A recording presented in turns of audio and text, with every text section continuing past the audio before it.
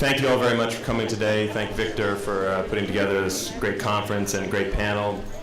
My name is Jamie Patrikoff. I'm the moderator of this. I have a company called The Daily Reel, which aggregates all the best online content, online video in one place, editorializes it, contextualizes it, and really just focuses on what's the best in online video. We have a fantastic panel. The panel is Hollywood Reinvented, Internet Video, Mobile, User-Generated Media, IPTV, and Broadband, and the next generation mass media programming and big business. I'm going to start off the panel just having everybody introduce themselves quickly. I'm not going to read their bios. Starting down there on the right with Kevin. Preface that with, Kevin, what's your net worth today? No comment. Kevin Donahue, I'm VP of Content with YouTube. And just your quick description of what your job is. Developing relationships with media companies and really managing the overall content strategy on YouTube. Hi, I'm Chris Dorr. I'm VP of Video at Sony Connect. Connect has a number of things. I focus on video distribution over the internet, and we're focused right now on delivering content to the PlayStation Portable, which we currently do through a site called psp.connect.com, and will evolve over time to have more functionality and more complexity as the time marches on. So. I'm Carolyn Wall, president of Narrow Step North America. I'm responsible by title for building the business in this part of the world. Narrow Step began as a company in the UK in 2001. And we have an enabling technology that allows content owners to build communities, highly engaged communities on the internet. Stephen Smith, General Manager Americas for Reuters Media. We're basically the largest content provider in the world by volume moved per day. So we are the source for much of the news that you consume. We've been doing that on a wholesale agency business for about 150 years. Over the last 4 years, we've moved aggressively into the consumer media space, embracing fully the interactive media. And we actually now have a range of services. It's really one platform, many faces across online, mobile, IPTV, as well as digital signage. And looking forward to the discussion. I'm Rob Bennett. I'm the general manager of MSN and Entertainment Video Services. MSN is one of the largest global media brands. We've been delivering, great content and media to users around the world in 42 markets for a number of years. And over the last year, we've made a lot of investments in the entertainment industry and with online video in particular, focusing on partner content with our partnerships with NBC and other major brand partners, original content and programming, which is a big initiative that we launched this past year, working with partners like Reveille and Live Planet and other great innovators in the space, as well as user-generated content, and really trying to tie all of those together into one integrated, engaging online media experience. Hi, I'm Walter Delf, Director of Content at Verizon Communications. Verizon is in the process of transitioning its business from a traditional phone business to multi-platform entertainment distribution business. And my role there is to basically align our brand with the content providers so that consumers understand and choose to use Verizon services by leveraging our content relationships. Hi, I'm Lewis Henderson, Senior Vice President of William Morris. I oversee all our digital initiatives, which include creating digital strategies for all of our 3,000 clients across motion picture, film, TV, literary, theater, commercials, and corporate. Our division helps digital media companies to navigate media and entertainment for business development or marketing initiatives as well. So I'm quickly going to just start off, you hear this term Hollywood Invented all the time, and on the side I'm also a film producer. And I worked on a film for the last 2 years. It was $1 million film.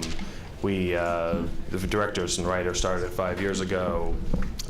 Probably had 100 people working on the film, spent 5 months from pre-production, 3 months shooting it, 6 months editing it, got the chance to go to Sundance. It was a huge hit. The film went on, got released in August, critically acclaimed, one of the best, most widely acclaimed films of the year probably, just nominated yesterday for Best Picture at the Gotham Awards. talk of Oscar potential. After all is said and done, I'll be lucky if 300,000 people have seen that in the theater. Now, on YouTube, The Evolution of Dance is probably up to 35 million views. So that's one guy on a stage doing a great dance routine. And the list goes on and on. You know, you have people on a daily basis creating a new piece of content, and hundreds of thousands, if not millions of people are seeing it on a daily basis. So, you know, I'm asking myself every single day, what am I doing to reinvent Hollywood? What am I doing? You know, obviously there's something wrong with this old method. It's not working the right way. And this new world that we're entering, and the people on this panel, I think are all kind of the leaders in the forefront of what we're all doing to, you know, solve this problem, help to really, you know, move content the way it needs to go. So just in starting out, you know, I think, you know, on the panel, YouTube and MSN, you guys are obviously, you know, at the forefront of this. You're really creating the new Hollywood in many ways. You know, YouTube has more eyeballs than, you know, anybody can, you know, dream of at this moment when it comes to content. And MSN is doing some of the most creative deals with, you know, independent producers, and, you know, the Reveille deal was a really exciting deal that MSN did. So, you know, the real question is, you know, are you guys, you know, putting them out of business? How do you guys work together? Jordan Levin mentioned it, calling it as a dance. I mean, it seems like that's really, you know, what you guys are all doing right now. You know, where are you guys going with it? Kevin, you want to? No, I mean, the way we have always looked at it, and the way we look at it today, is we're working in partnership with media companies. We have a community for short-form content.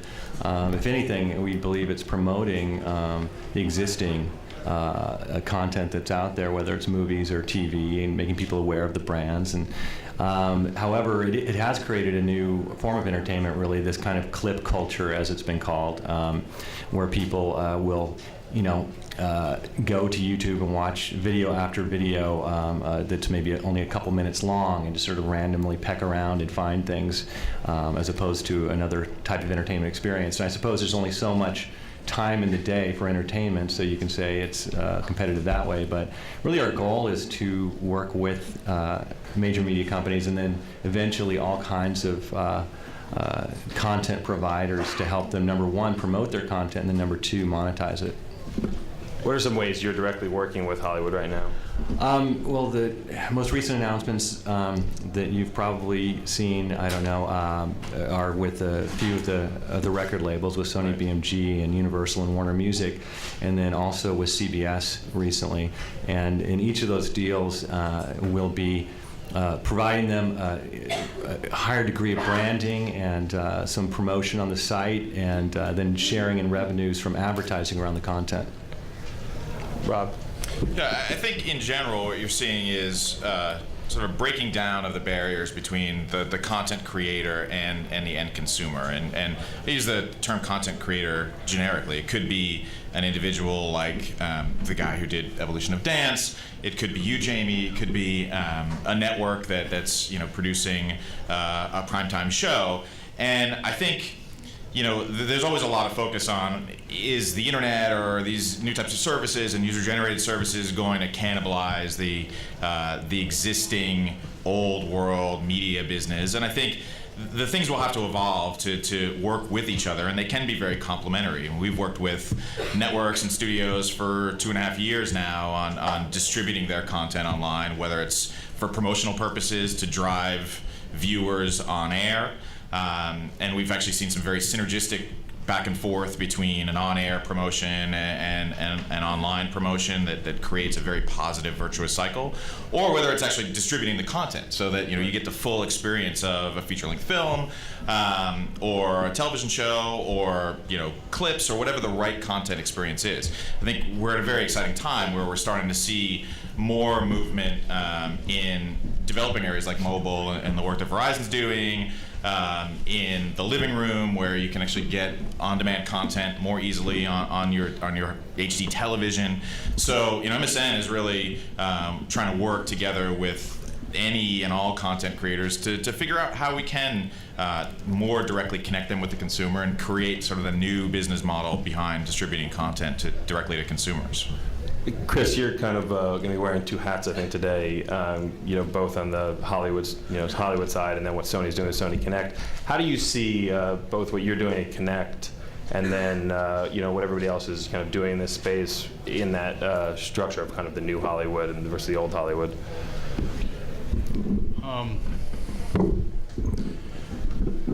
Let me see if I can answer it efficiently. I think that some of the challenges we have as a Sony entity, we have a lot of short-form clips on our site, but we also every piece of content on our site has a clearly negotiated, actually two copies signed deal, usually vetted by legal people on our side, and always vetted by our people and always vetted by somebody on the other side.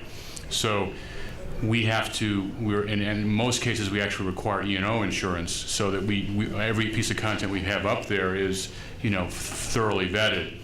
And I know that's not the case in companies like YouTube. I'm not saying it's a critical way, I'm just saying it describes a kind of difference. So that we have to have a hypersensitivity to copyright, and I think, if there's anything also is the bane of all of our existence is something called DRM, which is the complications of trying to protect content the best way we can, while at the same time getting as much content as we can out to people. So I think that's, if you were to define the struggles, I think that are ongoing between the larger media companies, I mean the NBCs and Paramounts and so on of the world, is they're really struggling with trying to understand how in this new world where clearly content is being pumped out in a lot of ways, how much of that content that they own they can control, and what kind of control results in what kind of revenue, or the lack of control results in what kind of revenue. And I would just say in closing that my experience in dealing with a lot of the media companies, because we license from other companies, we don't have just Sony content, is that there's this constant battle internally within large media companies between the legal people, the marketing people, and the programming people. The legal people are going, oh my God, we got to control our copyright, we got to control our trademarks, we got to control everything, which they legitimately have to do. The marketing people say, let's just get it out there, because the more eyeballs we get, the better chance we have of people coming back to see our stuff. And the programming people are saying, we spent how much to make this stuff, and we're giving it away? I don't quite understand this, And so it's internally you see this battle going on within these companies trying to figure this out. And it's those issues are not going to disappear. They're just going to reform in a variety of ways. Focusing on the copyright issue, obviously, Kevin, we saw YouTube just kicked off 30,000 videos this past week. It's no secret that there's a lot of copyright material on YouTube right now. What's your guys' plan going forward? Well, I'll start with what we've done historically and the way we see this issue. Because YouTube is this open platform, it's a community where we don't screen the content, we don't stage it. It's a live experience pretty much. We have about 65,000 videos uploaded every day. And from the beginning, we've always been very clear that under the DMCA we would follow the correct procedures and be very diligent about removing content when we're made aware of it. And the key is being made aware of it, because it's really, we don't know which content was uploaded by media companies, by the rights holders. You can go and you can look at the most viewed videos of all time on YouTube, and some of them are, for instance, the live action opening to The Simpsons that went around the internet quite a bit, and Fox must be aware of that, and we've never received a takedown notice for it. So there are things that are on the site that we know are providing promotional value for these companies. However, we've built a very strong track record for taking down content when we're asked to do so, and we've also then begun to build tools to do this. So with the DMCA process, it's pretty cumbersome in general. And what was happening at the very beginning of the company was we were receiving faxes and one-off emails with one link, and as part of the procedure, there's sort of a lengthy bit of text where the rights holder must warrant that they own that content. And so we've built some automated tools that enable partners, or anybody really, any rights holder, to search in an automated way through our site, identify content, flag it, and then send us takedown notices in large groups. And so we handle it that way. And that's what we've done historically. Now, moving forward, what we're working on now and what we announced with the music labels I just mentioned earlier and with CBS is what we call our Claim Your Content program, which consists of capabilities for enabling these rights holders to identify their content even more effectively and then filter it through audio fingerprinting technologies, and then really be able to block stuff that they don't want on the site, but also enable them to claim content that they own and then participate in the revenue share from that content. Louis, you represent a lot of people who have copyright material on YouTube, and both the companies you represent, individuals, music artists. What are you doing? What are your clients saying? What's your take on it? Well, it's a really wide, it's a big question, and for a wide offering which we have across all of our clients. I mean, we think that, and first of all, William Morris is a 108-year-old company. So I look at us just like a technology company in that we started in vaudeville, and for every new platform that was created that would distribute content, we've gone into those platforms. And so this is nothing new. I think all these platforms are really exciting, and our clients definitely want to participate. It's a little different depending upon if you're a musician or if you're a television talent or motion picture talent, or you're a producer or you're an author. I think there's opportunities across all of them. So we look, and we have people inside of every department which report into me for the digital initiatives, where we're kind of building out businesses around what they're currently doing, around the content that they're currently creating, and the more legacy distribution models. How do we build these other applications around it to better enhance that, whether that's from a business perspective or from a marketing or promotion perspective? I think we've seen, definitely the value of using these platforms to inform more people about content, and particularly new content. In the area of original content, we're now having conversations with a lot of the people on this panel about how our clients can create new content for these platforms, both on the internet, on mobile, video on demand. I think the future is really bright. If you're a content creator, these platforms are outstanding, and I think where we are currently is people are trying to define, is this a new format that we're going to see? Is there a new type of entertainment format that's going to be created around the interactivity or the community piece? Or are we just taking what is existing content and we're finding new distribution platforms? And I think right now, people are trying to define that. I think we're still looking for a Desilu type company that can create the sitcom or the format that might really take advantage of this. But at the same time, we definitely believe in the power of just pushing traditional media through these distribution channels. It's a great segue into, Walter, what you're doing at Verizon. There are a lot of options for content creators today. I make that statement about the feature film, but today you can take a feature film, take a piece of content, take anything, and the sky's the limit on where you can distribute that. What are some of your thoughts on how that's going to kind of continue to go in the future, and how is it going to be, what percentage, if you can say, or take your guess at, of traditional content that's being created today, and what is this maybe, especially when it comes to mobile, is it a new form of content? Is it just promotional, content? Is it just repurposed content, or is it this, a new content which we haven't seen yet that really uses the power of mobile? Sure. Like William Morris, Verizon is a business that's been around for a long time. And there are core principles that we believe in, that we believe can transition going forward into the new businesses that we're talking about. And I think that's where Verizon really plays an interesting role. I think our core strategy is kind of any piece of content, from every niche that's out there, on demand, from any way you can get it. So it's pretty big.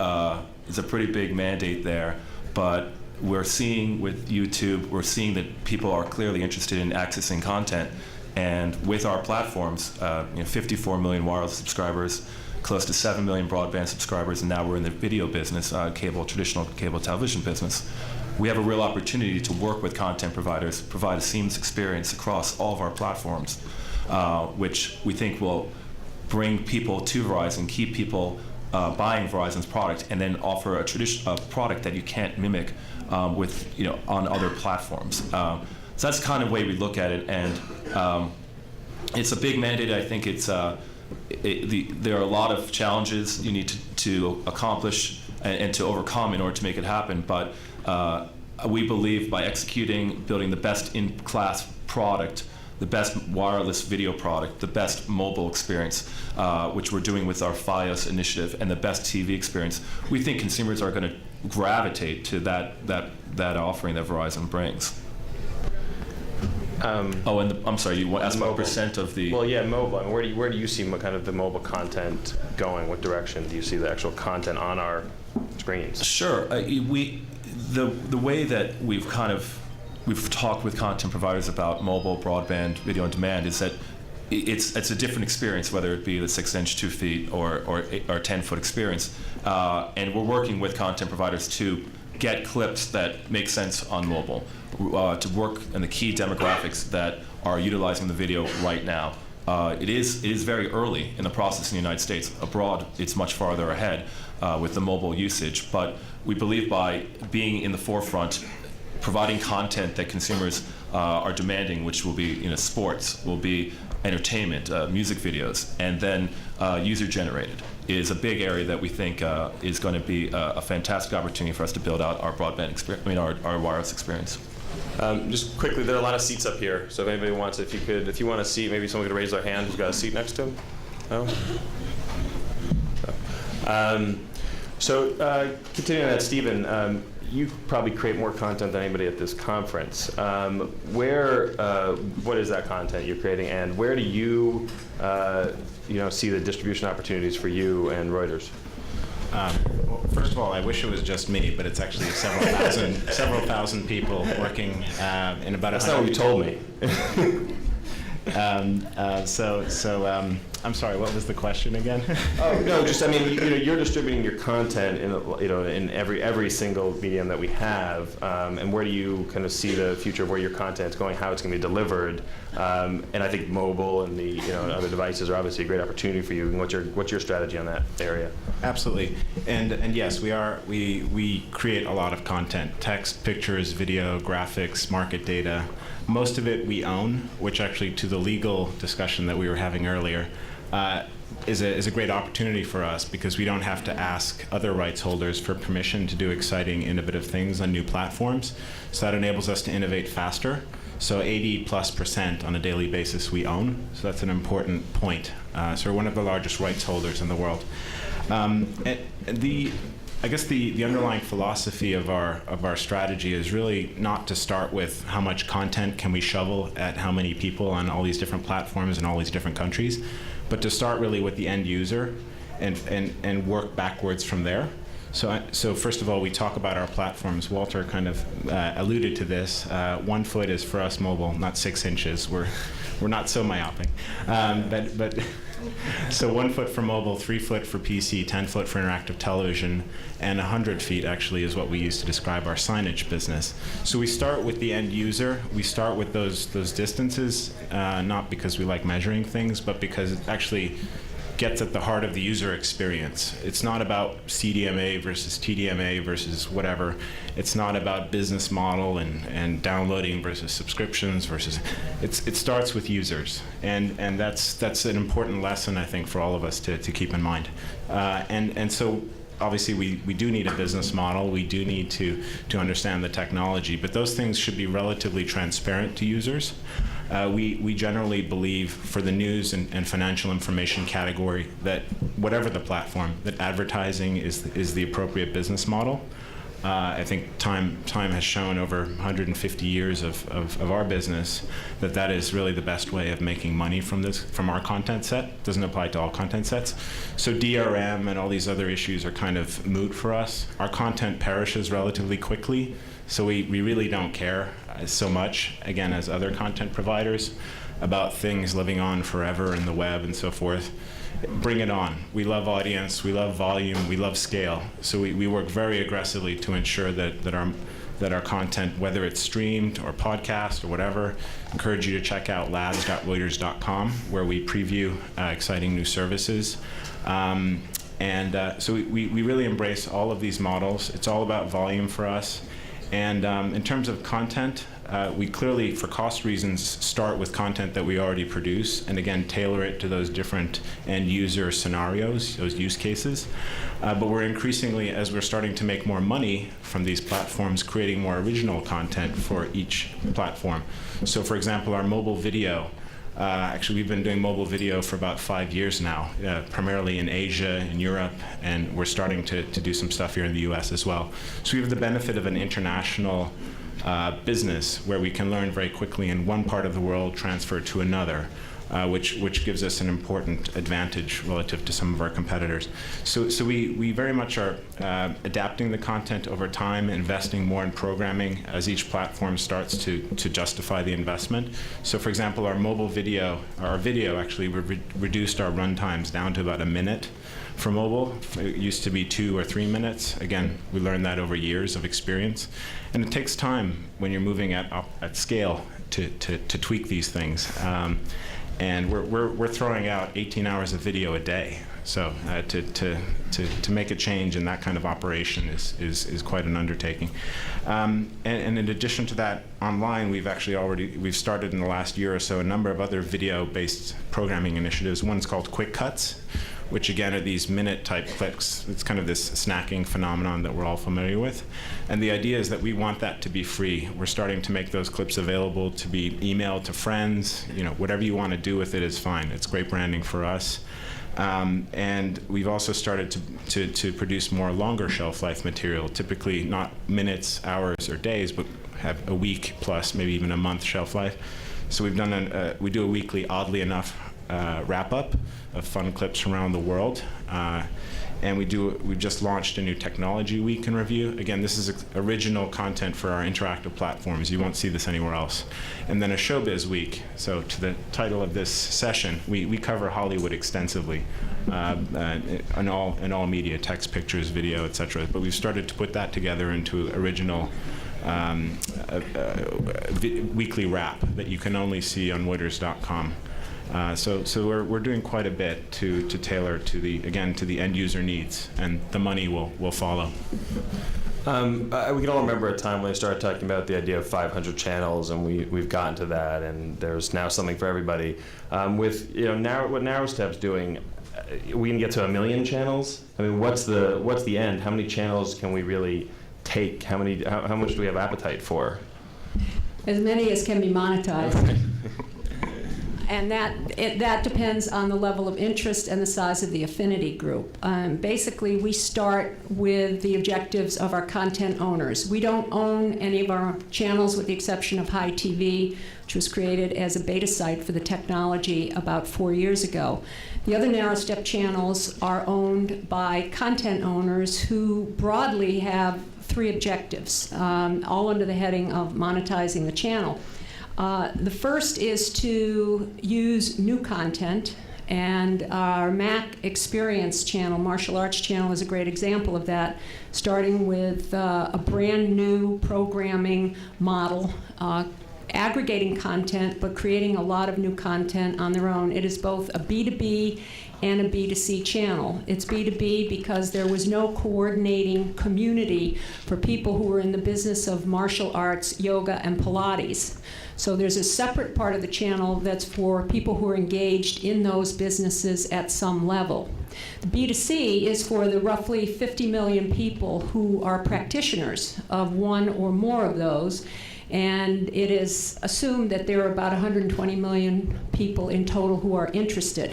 So it's a large affinity group. The objective is to create a community out of an affinity group, and our channels accomplish that objective for the content owner. The second content area is repurposing. Horse TV launched a couple of weeks ago as a NarrowStep channel. It is a cable channel, and the owners of that channel took the content exactly as it airs on their MSOs and are re-airing it on a broadband channel, Horse TV Access, 1 month later on a subscription basis. So it's $6.95 a month if you want access to this broadband channel. But that's a great example of repurposing existing content and finding a way to monetize it.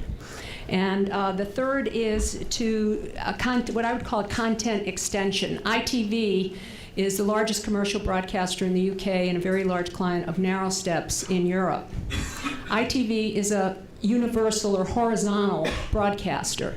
They use NarrowStep broadband channels to create what we would call local affiliates. So they have programming for Hastings, for Brighton, for West London, and there'll be more rolled out as time goes by. And they're monetizing those channels with local advertising revenues, like classified advertising. And they are utilizing a functionality we have called Upload Server so that you can actually film your own classified ad with the digital camera you use at home and upload it where it is encoded and incorporated as part of the programming. So the bottom line is an affinity group of sufficient size with an endemic ad category that can be identified, and an opportunity to monetize that. And we offer 6 opportunities to do that, and our most successful channels take advantage of all of them. Advertising and sponsorship are the 2 that are used primarily because broadband channels are a medium, and most media is supported that way. The third is pay-per-view, subscription, syndication, and e-commerce. Behind each video screen is an opportunity for a store. And many of our channels sell product in those online stores. And we can manage that transaction through PayPal right through to fulfillment. So Carolyn touched on an important point, which is, most of this content is ad-supported. Are we at the point where everything going forward is going to be free? I mean, are we going to be able to really charge with dollars, not with eyeballs? Are we going to be able to charge people to see content? Wherever you go, you want it. You don't want to pay for it. You want to download it. You want it now. What's the next step in that area? I mean, certainly from MSN's standpoint, we've made a big bet for years on the growth of the online advertising market, and have created a multi-billion-dollar business with our partners, and enabled some great cases where content companies are making significant money on distributing their content online, supported by advertising. And there have been a number of studies lately showing that people are more apt to want free ad-supported content than to whip out a credit card and download it. Obviously, there's some buzz, and there's a number of sort of network shows that are being sold on iTunes and other store type services. But I think by and large that the amount of content that's being distributed that way, and the amount of dollars that's being brought in through transactions, is completely dwarfed by the potential for online advertising. So we're investing heavily there, and I think there are plenty of opportunities to evolve the advertising model beyond the simple pre-roll ad that most people are familiar with today with video, to enable deeper brand integration. That's one of the great things that the Reveille partnership brings to MSN, is the ability to bring a major brand like a P&G or Coca-Cola into the creative process early with the content creator, to help shape the direction of the show in something that works for the advertiser in an organic way that doesn't isn't so blatant as just bad product placement in the thing, but something that speaks to the great content that the original content creator wanted to deliver. So I think there's a ton of potential there, and a lot of new ways that we can work with the advertising industry and with the creative community to really push the market forward. Yeah, I want to piggyback off of what Rob said, and not only agree with what his comments are regarding online, but really the opportunity for an advertiser to reach a consumer on the TV, on online, and on mobile with one person, with one buy. And I think that's, from what I've heard, it makes sense to me, and it enables you to target down to an individual level, which with the information that we're receiving back, provides a lot deeper, lot better advertising. So it's something we're moving into with our VCast product on mobile. It's something we're targeting with our online strategy. And with television, obviously, we have the local ad avails, we have the video on demand aspect of advertising, and it's something that we believe fundamentally in. And it's very exciting because it hasn't been a business that Verizon's been in at all. So it's a tremendous opportunity, and we're looking forward to it. Yeah. I think to just step back for a second, and I'm a big believer in history repeating itself, and it's nice to believe that the world is changing fundamentally and it'll never be the way it was, etc. But to Lewis's point about vaudeville, if you look at the history of media, people predicted that television would kill film and that radio would kill print and so on and so forth. I don't think much is changing here. I think that things reach a natural equilibrium. There's a disruption as a new medium is adopted, and people think that it's going to kill the thing that came before. It generally just tends to slow down the rate of growth of the thing that came before. But the population of the world has grown from 4-point-something billion to 6 billion in my lifetime alone, and increasing percentage of wealth, etc. So I think that it would be sort of foolish to say that ads are going to kill paid and so forth. I think that there's a natural equilibrium, and again, we at Reuters have taken aggressive stance in being very, very advertising oriented simply because of our category. If I was HBO, I'd probably feel differently. If I was ESPN, I might feel differently. But I think that there's a natural equilibrium. We at Reuters are 100% ad-supported on mobile now in the US. So mobile.reuters.com, entirely ad-supported.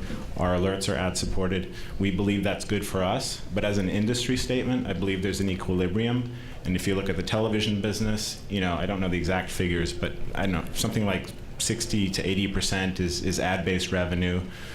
Some of that's hybrid with paid, basic cable and so forth. And a relatively small amount is paid only. Don't know the exact numbers, but maybe 10 to 15 to 20%.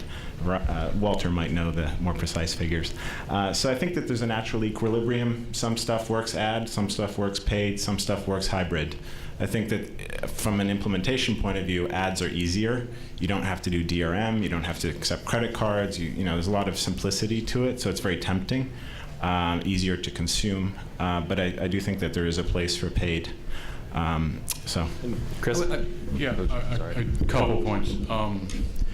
The thing you got to keep in mind is, many people may or may not know this, is the most profitable television network in the world is HBO.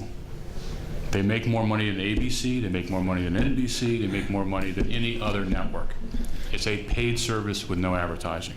I only mention that because, if you're talking about real dollars made, that's one shining example of something. The other thing about them, which is interesting too, is that as a service, and I'm saying it's not the only model, I just keep that in mind when we talk about advertising, because, and I do believe advertising and pay will coexist over time, as everyone has the point they've made. But the other interesting thing is HBO started off basically as a network that was completely repurposed. They existed totally on buying movies from the studios, and they spent millions of dollars. And then in the 70s, they realized that they were going to get heat from remember the video cassette market? That was before the DVD market. So they decided they're going to get into original programming. The first original program that they financed was something called the Pennsylvania Polka Festival. And the reason they did that was, one, they could do it cheaply, and two, most of their subscribers lived in Pennsylvania, so it was localized content, okay? Now, there's a long distance between that and The Sopranos, but they clearly have built a brand that has relied on original content, programmed only for one night a week. All the other networks are programming for 4 or 5 nights a week. They program for one night a week, and they have, and they're making more money. So think about the economics. I think as we evolve in the broadband space, you're going to see similar examples erupt, and particularly around original content, because the key when original content hits the broadband, which it hasn't yet, is real money will be made when original is also exclusive. So if MSN or YouTube or anybody goes out and says, the only place you can get this content is on our service, and if that's stuff that people really, really want, they might be willing to pay a lot of money for it. Or the ad rates will be very high for it. There'll be some other way of doing it. And that has not yet emerged. I mean, that will, and still it's very, very early stages, and who knows where that's going to go. But I think it's the advertising front, I think, is the other thing I would add as well is I do think services like YouTube, but I think particularly MySpace, is if they become too advertiser heavy, their fans will go, what am I doing here? This is ridiculous. I'm in corporate heaven. I want to be in a rebellious environment. I don't want to have all these messages. And they'll go to the next MySpace, whatever the next social networking site is. So there will be another balance that will have to be achieved to figure out how to really do advertising in a way that's not intrusive to the kind of rebellious spirit of a lot of the videos that are being shown on those on those sites. So it's an interesting, it just will be fascinating to watch. I don't make any predictions to what's going to happen, but it's it will be it'll be fascinating to watch it as it evolves with all these changes. Yeah, I actually couldn't agree more. I think there is a balance between advertising and paid. I think the area that we tend to focus on most with distribution of content that sort of primetime content is the pay per download, and I think that's the harder barrier for a lot of consumers to get over when you have to whip out your credit card for every single transaction versus HBO, where I pay on a monthly basis and it's easy for me to sign up. I also think on the advertising front, over monetization is a huge risk, but there are ways that you can do it to advance the ad unit and the way that the messages are delivered in a more organic way that's actually 10 times more valuable to the advertiser because the message is going to be much more impactful. One of the first shows that we launched with Ben and Reveille was something that Kraft, we worked with Kraft on called Chef to the Rescue. We got Kat Cora, who was one of the Iron Chefs, and created a show that had been sort of noodling around the Reveille guys' minds for a while. It was great content on its own, and we worked with Kraft as a brand to integrate in a very organic way, and the show is profitable from day one. Kraft basically paid for all the production up front for the show, and it was profitable. So I think there's a ton of potential there, and I agree, it's early days in trying to figure out what the balance is and how you strike that balance with original programming, but I think there's a ton of potential there. Louis? I was just going to add, I think we've gotten the point across, but there's always going to be advertiser supplied or advertising models, and that's going to be the bulk of what we see. But I also think that there is a pay model, and what I think the consumer really ultimately kind of dictates. And I think the difference, and I agree with what Rob is saying with respect to, you look at iTunes and what they've sold versus what you can get for free perhaps someplace else, even off the network's websites. It also has a lot to do with what the consumer wants to do with that content, and I think as we move forward, the tiers and giving people the option, if they don't want to watch something when they're told to watch it, then there's another option to do that. That can be free or that can be paid. If I want to take The Office with me on a plane because that's what I want to watch, to me that's worth the couple bucks to go do that. And I would hope, and I know it's a much bigger conversation, but even when you look at the different windows for feature films, I personally am someone who I would pay additional dollars to be able to see a film day and date from my home and my great home theater system. And I think those are where the consumer really what they want, and creating models that will fit the consumer's needs and wants is kind of where we're going.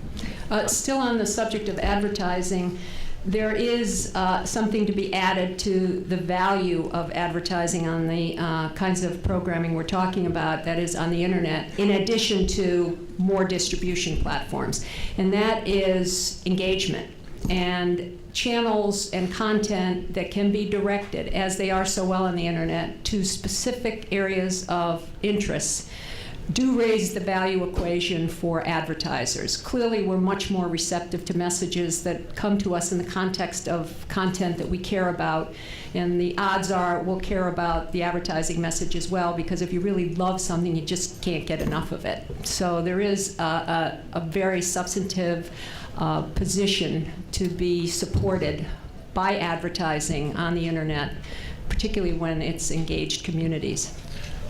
I just wanted to respond to something Rob was mentioning about the deal with Reveille. I think that in effect custom solutions or custom sponsorships are interesting, but it's important to note that they don't scale. And anybody that's been in the ad business for a while knows that it's quite challenging to pull off one of these. There's a long sales cycle. It's all custom work, difficult to make it profitable. I'm glad that you guys have succeeded in doing that. But there's a big difference between doing a sponsorship and doing a commoditized, and commodity is a very good word, by the way, it's not a bad word, a commoditized ad-based model that scales, where everybody understands the ad unit, it's XYZ spec, I'll buy 100 million of those, please, off I go.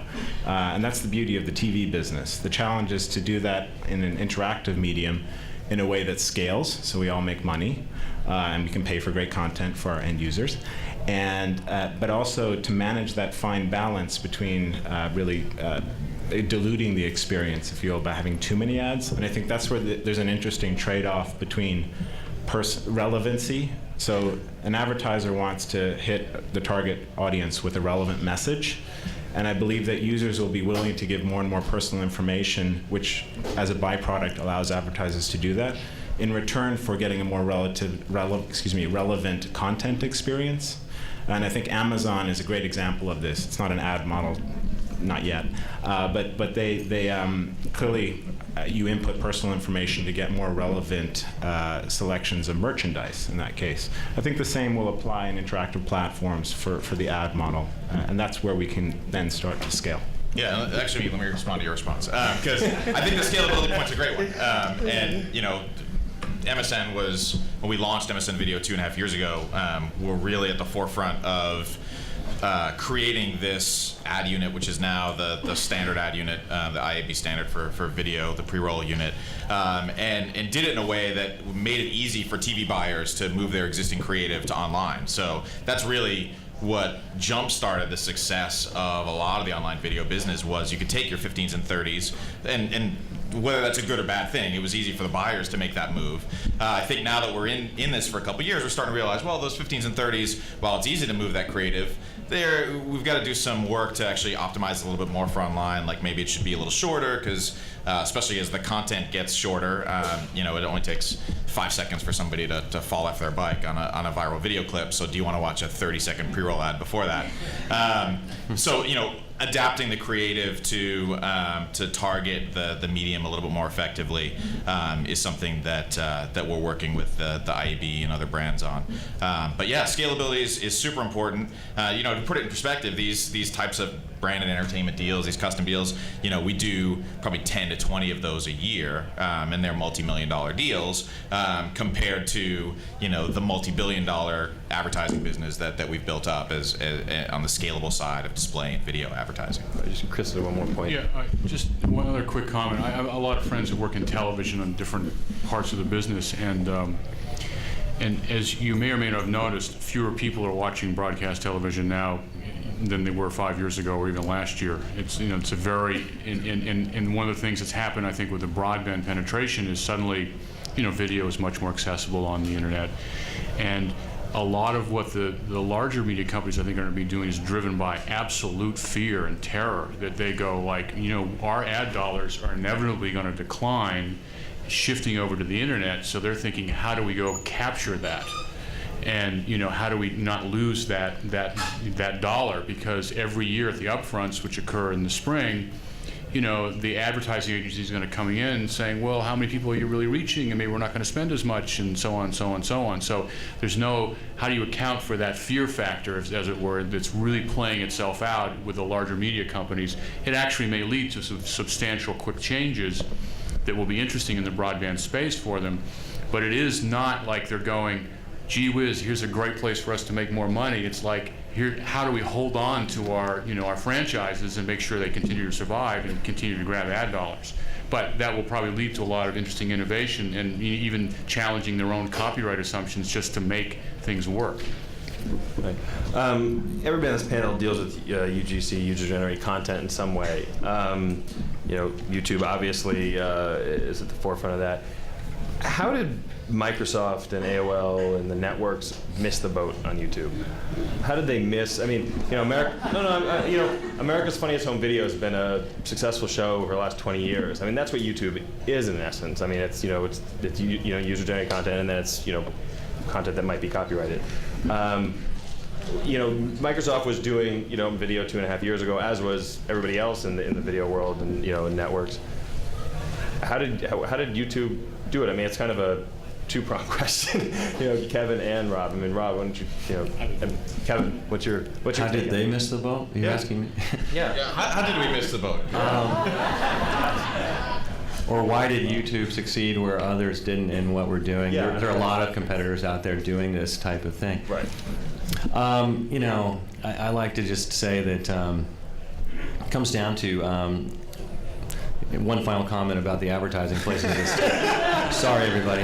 Ease of use. It comes down to ease of use, and it comes down to focusing on the user experience and keeping things extremely simple. And the founders who created this company really had the user in mind from the beginning, and they still do now. And so that is what makes it successful. And so that's from the standpoint of the interface, from the standpoint of the back end and the scalability, and be able to keep up with the traffic surges as we receive them, listening to the user base from the type of features they want.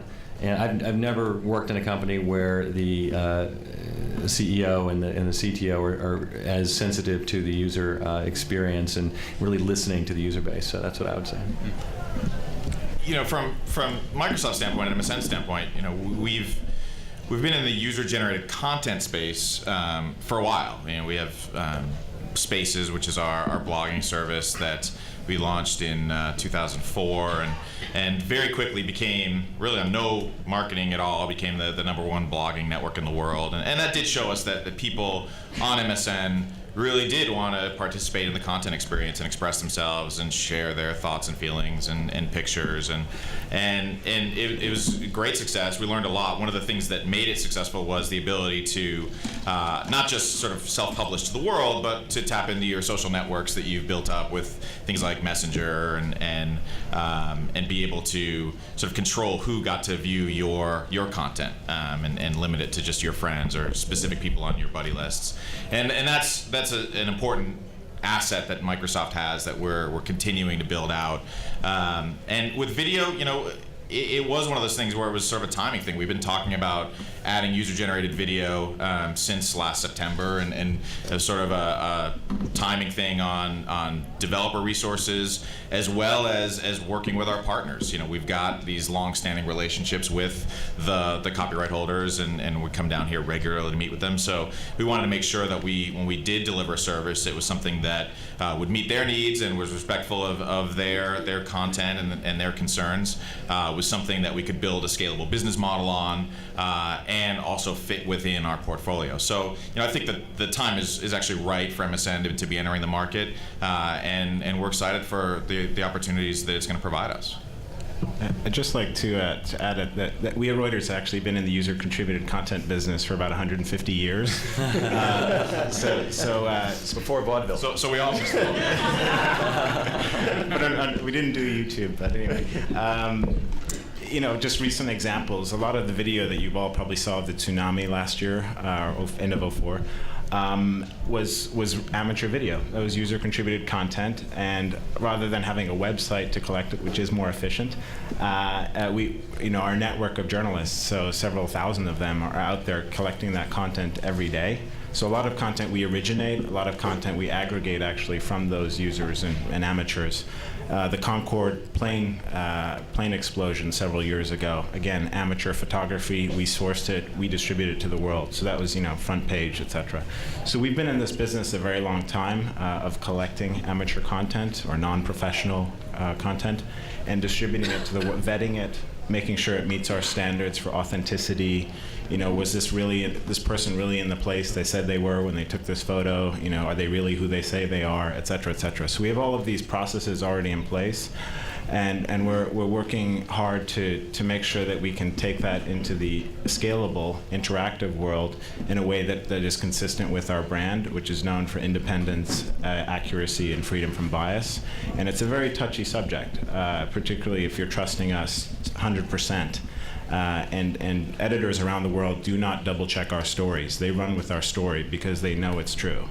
So we don't have a lot of margin for error. So we're very busily looking at how to port this into this world and take those standards into a more free-flowing, fun world. So the last question before I'm going to open up to questions. we all talk about user-generated content, and then we talk about the studios and kind of traditional Hollywood and networks. It seems that there's the middle is where potentially one of the biggest opportunity lies. And someone yesterday said, user-generated content, you can't see it, it's bad quality, it's bad audio. And they said, well, in 3 years, that's not going to be what user-generated content is. That's definitely not the case. I mean, user-generated content is always going to be, there's going to be some stuff you can't see or can't hear. There's going to be some stuff that's, that's really well produced and high quality. And that's, I spend my days looking at online content, and I see that, across the board. Ultimately, those people, the top user-generated content creators, are going to be move into this next section of whether you want to call them prosumers, independent producers. I mean, content creators. How's that group going to make money? How are they going to break into this world? I mean, YouTube is a great example. They have all these people, these channels that have, what the cable network would die to have the views that the top 20 YouTube channels have. But how are those content creators going to make money off it? Yeah, no, I think YouTube, just as the name sort of demonstrates, it's about the community, it's about the users, and that's really in terms of giving them an opportunity to eventually monetize this has been something we talked about for a long time. And so it's always a case of first things first, and what are the priorities. And as a struggling startup, we've had to keep the lights on and keep up with the traffic.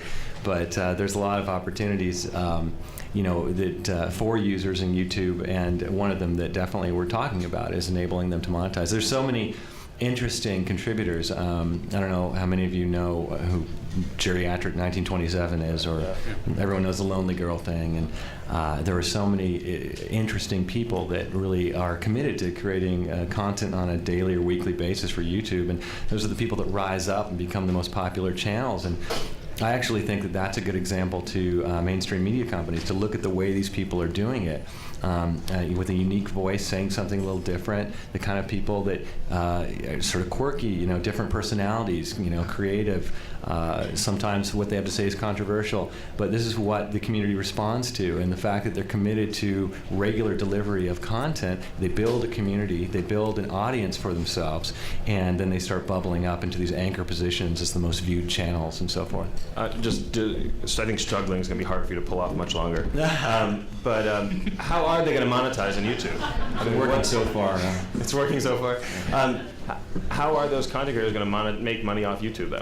I mean, what's the... Well, then, right now, as I say, first things first. I mean, just to be really honest, we're a small company, and we do have certain priorities just to keep the business, moving forward. And so, it's, as I say, it's something we've talked about, something that would be very exciting to do, and just don't be surprised if we do it, is what I'll say. And it's something that may come down the line. Okay. I can comment that, obviously we're not the only agency, but I think everyone who's in the representation business is looking at these platforms and scouring YouTube and looking for talent and seeing, what is being developed. And some people are signing, and we've signed some folks off of not just YouTube, but a lot of these platforms. And I think the challenge is, and I think that the whole user-generated, content phenomenon is amazing, and I don't think it's going to go away. I think it's just going to be a part of what content is moving forward.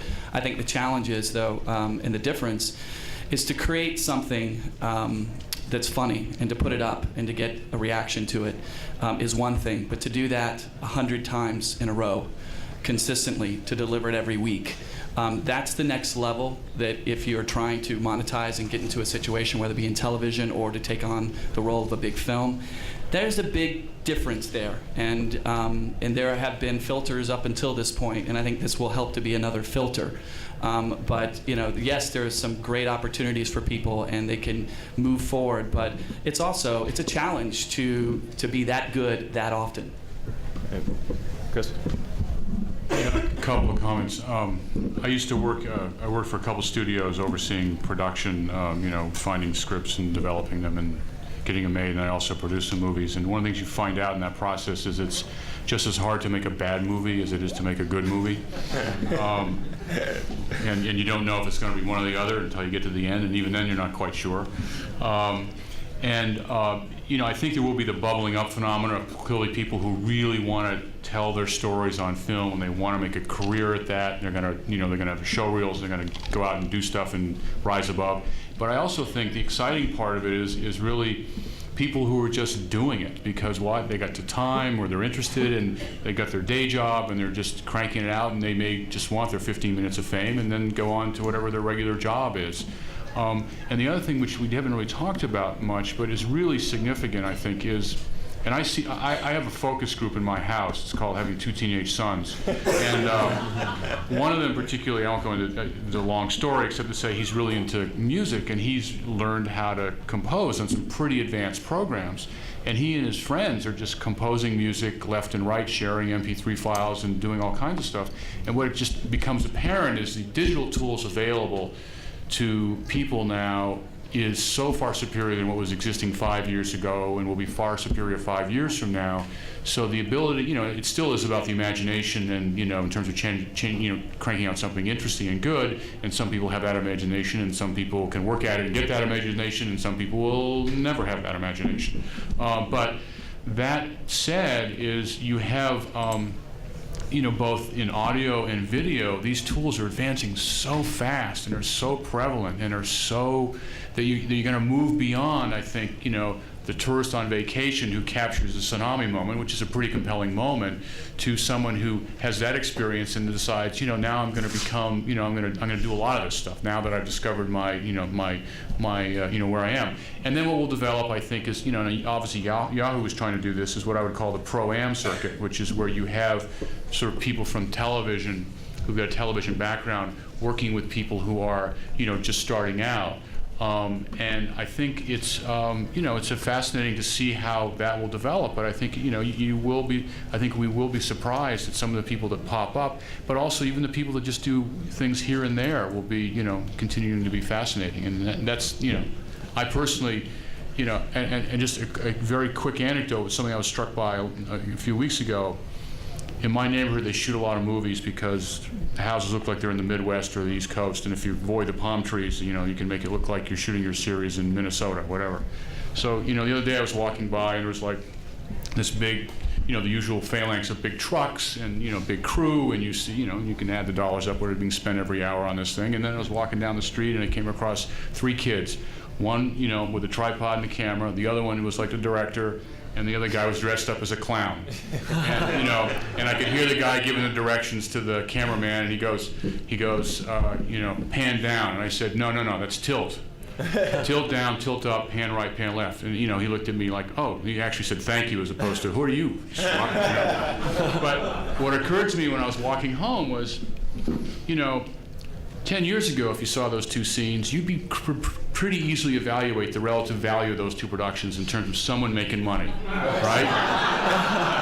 Today, who knows? I mean, it's like, in the coming years, that's what the real challenge is the $1 million being spent over here and the nothing being spent over here might result in value that is, a huge profit on one end and, negative on the other. And I think that's what's defining the space in many respects, and will be what's fun about being part of it, is to see how it all evolves. All right, I'm going to open up to questions over there. Try and speak loudly, please, so everybody can hear you. So I'm Patrick Moorhead from Avenue A Razorfish, and I represent the advertisers that everyone's talking about. And I think it's really interesting. On the one hand, we have people pointing out that the most successful models have been the ad-free models that are paid subscription, and then everybody else is saying, we have an ad model that we can't wait for you to use.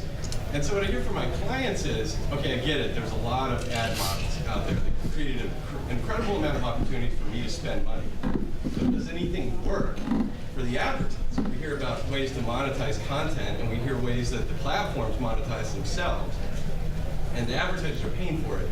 So I'm curious to ask a couple of the folks, Verizon and Microsoft maybe, and Reuters, what are you guys doing in terms of ad effectiveness and justification for the advertiser who's actually writing the check for all this stuff to say, hey, we're going to help you sell mac and cheese, or cell phones or shoes or We at Reuters, to the commodity point, we fully embrace that idea of understanding the effectiveness of an ad. So we do custom solutions, brand channels. GE, for example, Eco Business is running on 3 of our platforms right now: online, interactive, IPTV on Media Center platform, as well as on mobile.reuters.com. And that's a scalable solution. So there's a custom content set that we pulled from our file, but we are very clear about the expectations that the advertiser has and their agency, and we work on almost a daily basis to monitor that, make sure it's delivering for them. And again, the more custom stuff you do, if you can't do it in a templated way that has the right reporting tools and all the rest of it, you've no way of tracking effectiveness.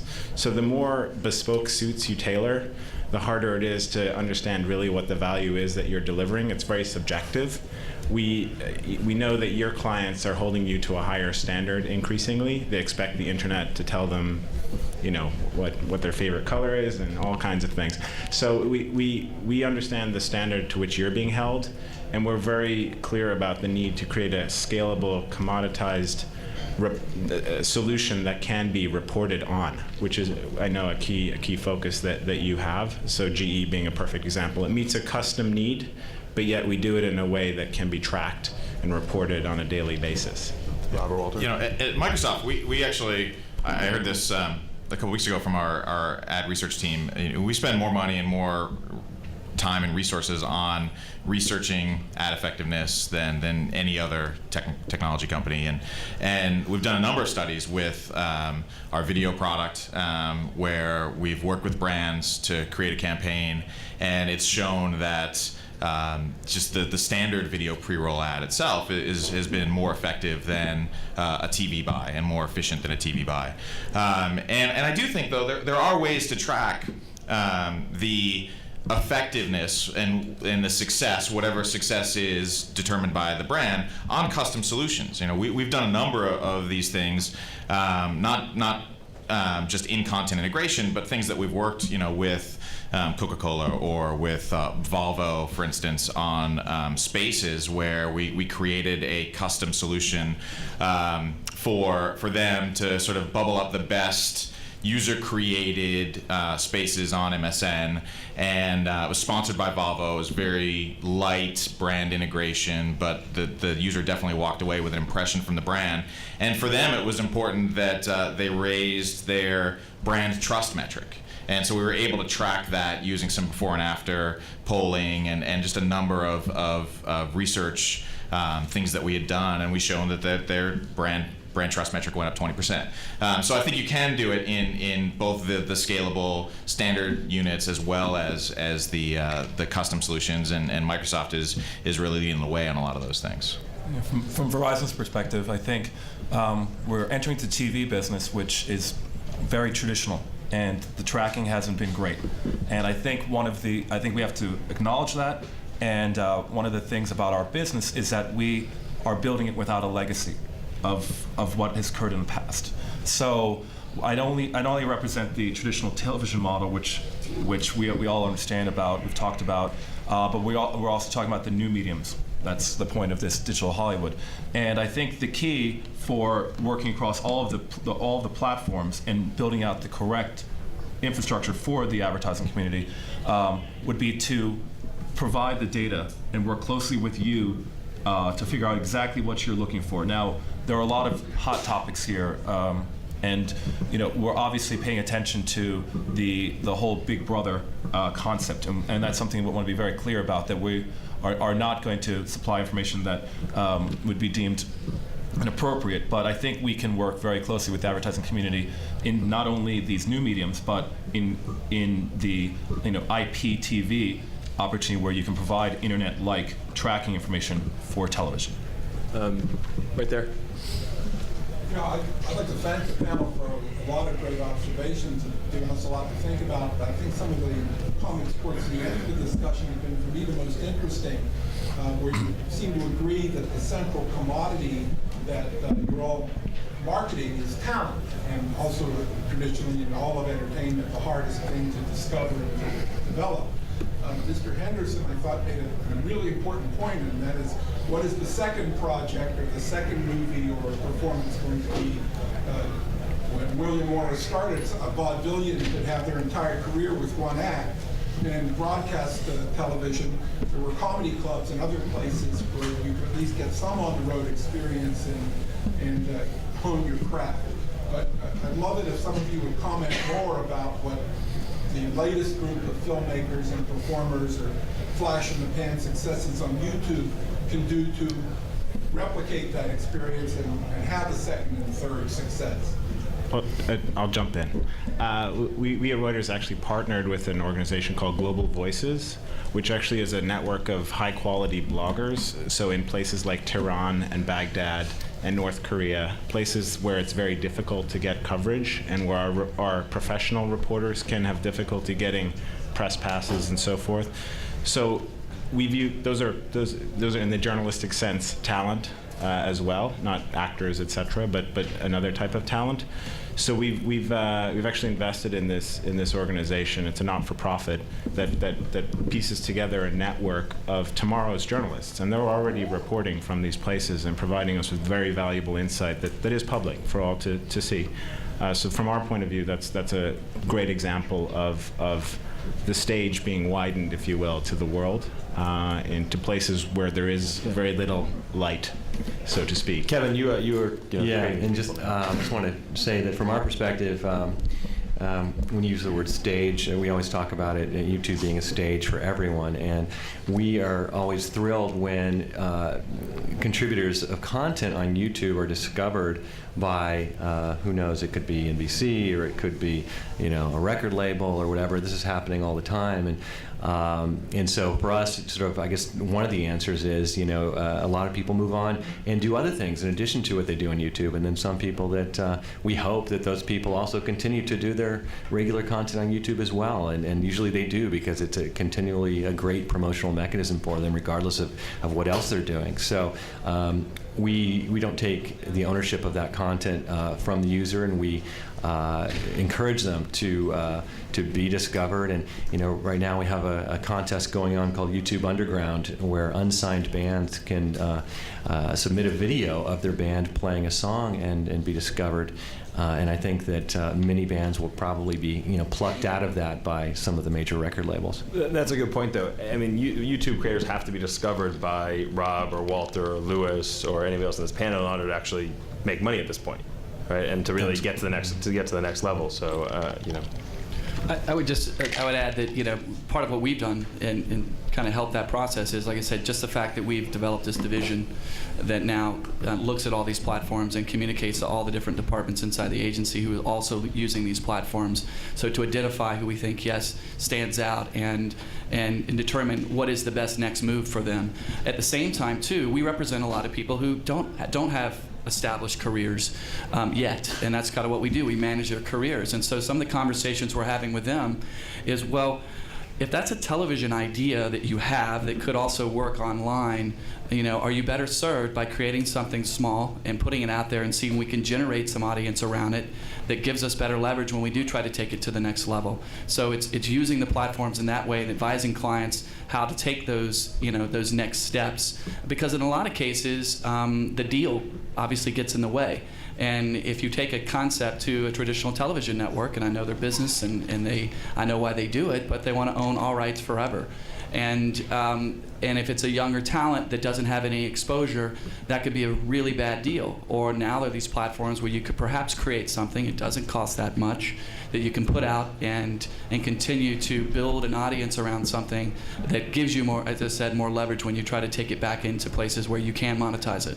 Yeah, I think the magic combination is creating these forums for creators to distribute their content and get it seen, and do it in a way that, for people that really are interested in getting into the business in a serious way, they're not just uploading it sort of along with tens of millions of other videos that are getting uploaded and relying on people to find it, but there are sort of these special areas like YouTube Underground, or the work that we did with the New York Television Festival, where we worked with people who wanted to create pilots and create shows and be producers or directors, and there was sort of a natural path there for people that submitted their content. They got it seen by a global audience, and then a few of them actually went on to get development deals with some of the networks. So I think just letting people upload to a site like YouTube or our site Soapbox or any of the other sites up there is sort of hit or miss.